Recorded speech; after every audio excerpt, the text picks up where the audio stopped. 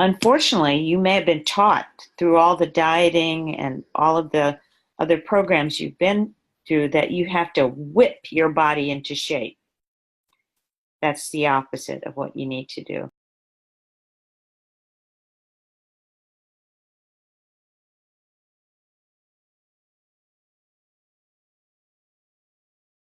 Hi, I'm Dr. Carolyn.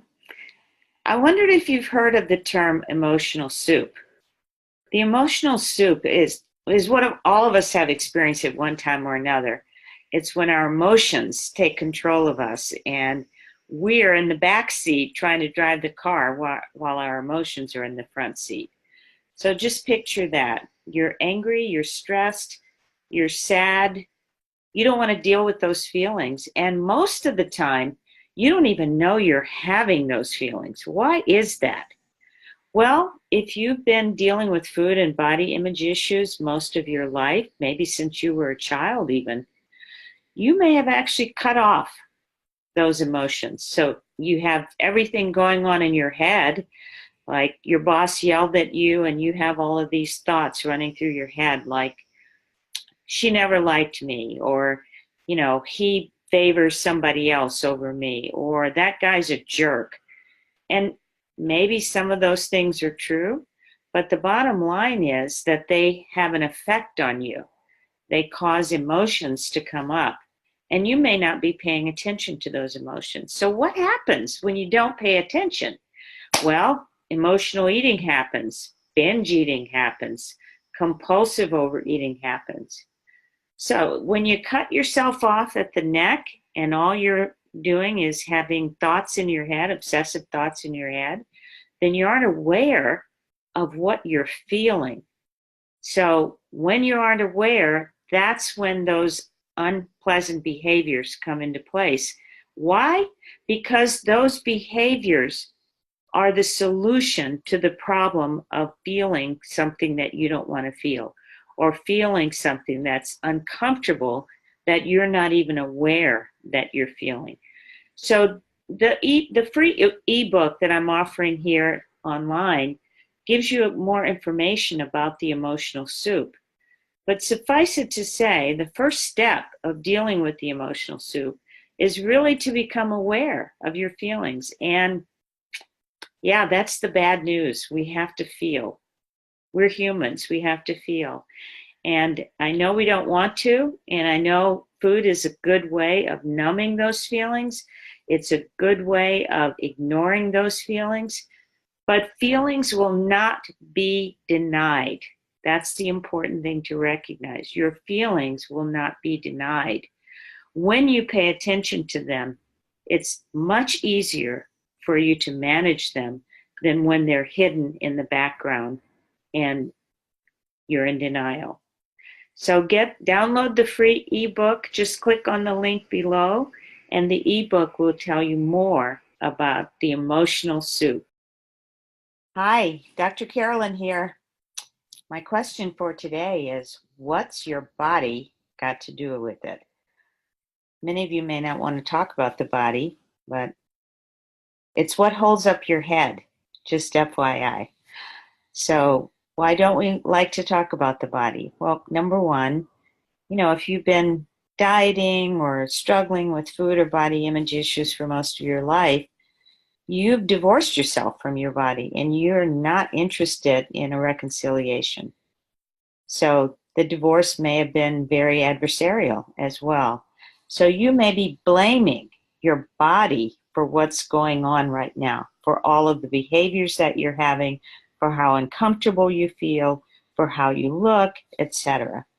But the bottom line is it's really not the body's fault. The body is actually your best support system. It's your ally in this struggle that you have. Unfortunately, you may have been taught through all the dieting and all of the other programs you've been through that you have to whip your body into shape. That's the opposite of what you need to do. As a matter of fact, how has that worked for you? How has it worked for you to constantly be giving your body so much negative feedback, saying negative things about your body? You know, they've done a study with plants that if you talk negatively to plants, that they will wilt and die. Well, if that works for plants, and the other side is if you talk positively to plants, they will grow and prosper. So why wouldn't that work for any living being, particularly for us? So I know you can't go from I really don't like my body, or some of you may be even saying I hate my body. You can't go from there directly to I love my body. And there's so many things you see on the internet. Just love yourself and everything will be better. Well, it doesn't really work that way. But what you can do is to start with just being a little more kind to your body. Just interrupt that loop that you have in your head that says, this is wrong with my body, or I don't like this about my body, or if only my body looked this way, etc. So if you just take that one tiny little step to interrupt those negative thoughts, you don't even have to replace them with a positive thought. I'm not saying that positive thinking will solve your problems, although I know a lot of people who believe that, and you may have heard that before. I'm not one of those believers, but I do know that negative thinking will not get us anywhere. So you don't have to reconcile with your body. You don't have to have a new marriage to your body. You don't have to go from body dissatisfaction to immediate body love overnight.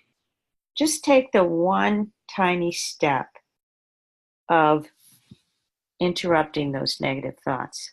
The second step you can take is just breathe into your body. Just take a deep breath right now. Take a pause. Take a deep breath in through your nose and out through your mouth. And just feel the energy of your breath moving through your body. And just do that again. Do it for 3 times in a row. Breathing in through your nose and out through your mouth. And sensing the energy of your breath moving throughout your body. That's just one tiny step. Can you do that today? And maybe do it all week? Give it a try. And if you want more information about the body and its role in your recovery from binge eating, compulsive overeating, emotional eating, and eating or food addiction, then download the free ebook. It's got a lot of good information in there for you. So get us started by telling us a little bit about your story of, how you experienced bipolar disorder and how you were diagnosed, and we'll go from there. I got diagnosed in quite a stormy situation. I had to go to jail. Then I had to go to the psychiatric unit. Because I was a teenager and I grew up with a lot of issues around substance use.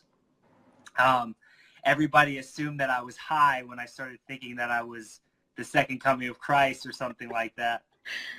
And that's pretty, but just to interrupt you, but that's pretty common with bipolar to have illusions of grandeur, and many of them have a spiritual tone to them, correct? Absolutely. And that's why I do the work I do, is because even though I was diagnosed and the diagnosis made sense conceptually, I went down the list and I thought, okay, yes, I was grandiose.